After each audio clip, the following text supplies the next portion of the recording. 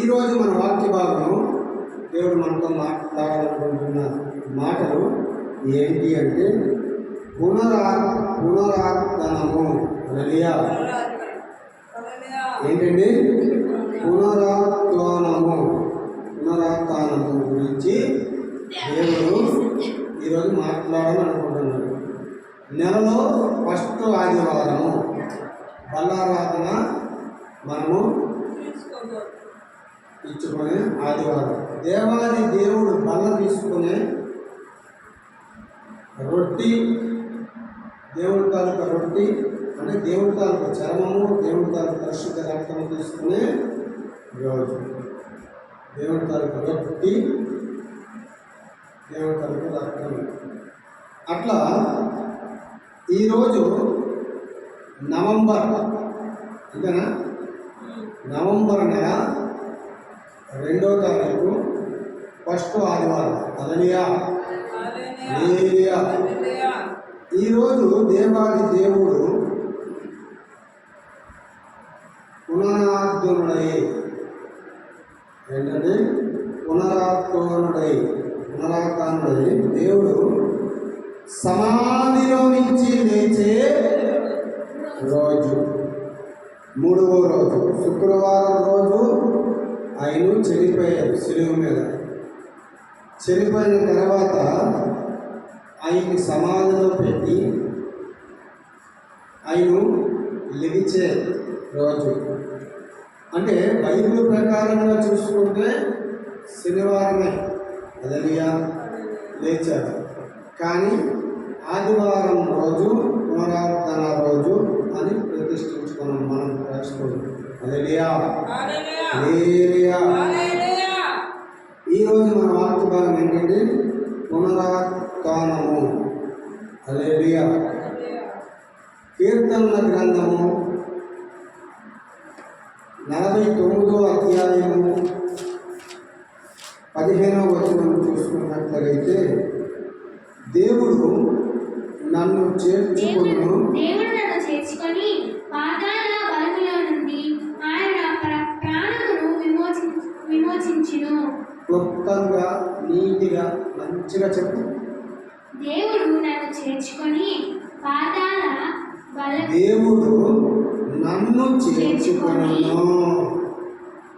దేవుడు నన్ను చేర్చుకొనును.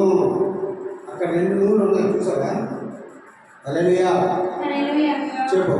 దేవుడు నన్ను చేర్చుకొనును, పాతాళ బల్లములో నుండి ఆయన నా ప్రాణమును విమోచించును. హల్లెలూయా.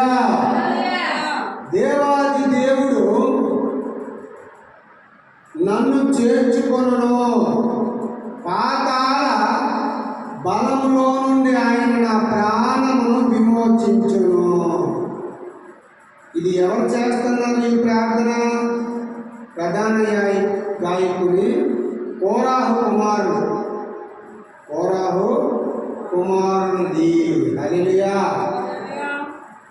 కోరాహు కుమారుడు ప్రార్థన చేస్తున్నాడటండి.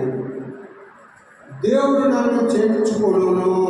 ఎక్కడికి చేర్చుకొను? తనను హత్తుకొని చేర్చుకొనును. పాతాళ బలములో నుండి ఆయన నా ప్రాణమును విమోచించును.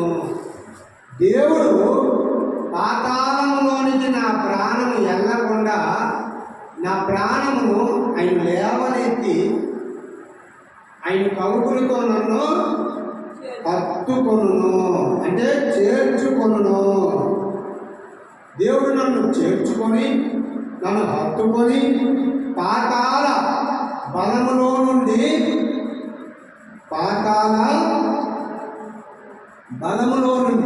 పాతాళము అది ఎంత బలమండి? అందులోకి వెళ్ళడమే కానీ తిరిగి రావడం ఏమో ఉండదు. హల్లెలూయా. హల్లెలూయా. పాతాళంలోకి వెళ్ళేటోళ్ళు కానీ వచ్చేటోళ్ళు ఎవరు ఉండరు. ధనవంతుడు వెళ్ళాడు, అబ్రహాముని ప్రార్థన చేశాడు. అబ్రహామా, ఒక్కసారి నన్ను భూలోకానికి పంపించయ్యా, మేము 5 అన్నదమ్ములము, ఇంకా 4 ఉన్నారు, ఇంకా 5 ఉన్నారు. వాళ్ళతో నేను కొంచెం చెప్పేసి వస్తాను.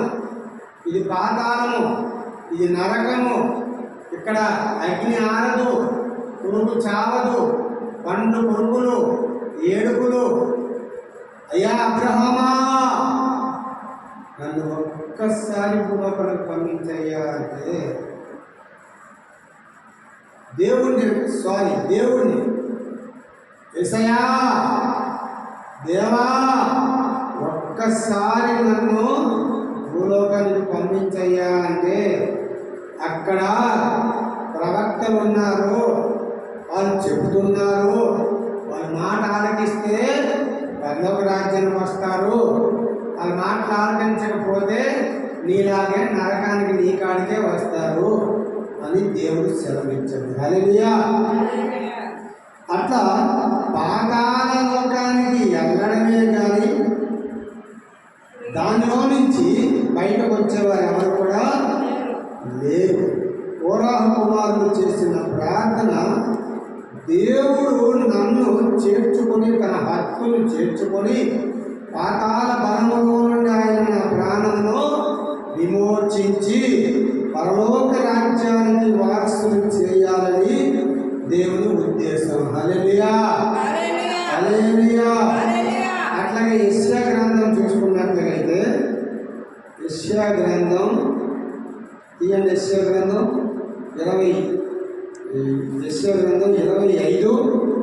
అధ్యాయం 8వ వచనం. 25 అధ్యాయం 8వ వచనం చూసుకున్నట్లయితే మరెన్నడూ ఉండకుండా మరణమును ఆయన మృంగివేయును. ప్రభువైన యెహోవా ప్రతివాని ముఖం మీద బాష్ప బిందువులను తుడిచివేయును.